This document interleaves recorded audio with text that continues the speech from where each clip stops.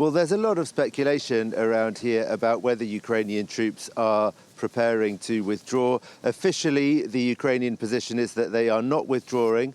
Most soldiers that we tried to speak to said no comment when asked about any plans to withdraw. Others, though, were willing to speculate a little bit, and what they said was that they were not withdrawing so far, but some of them thought that it was more likely that Ukrainian forces would have to pull out of Bakhmut than not. The main reason being that although at the moment it's still freezing at night, so the ground remains reasonably hard, that is set to change in the next few days, which means it's going to get much more muddy and the ground will be much softer. And at the moment, the Ukrainians don't really have a paved road that they can use to go in and out of Bakhmut.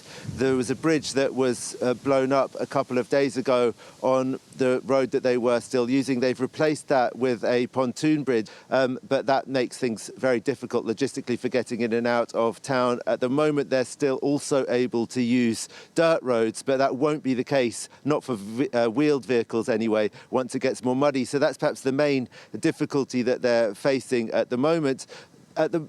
Looking at the map, though, it doesn't look like there's been much change in terms of where the positions are on the ground. There's fighting inside the city in the eastern part of the city, but most of the city of Bakhmut is still held by the Ukrainian forces, but they're surrounded in a sort of horseshoe shape, definitely under a great deal of pressure.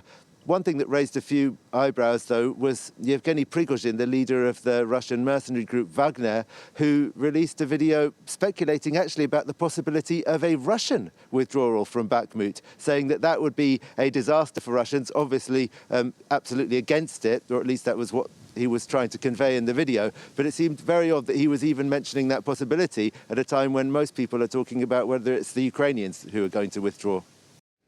Western countries have warned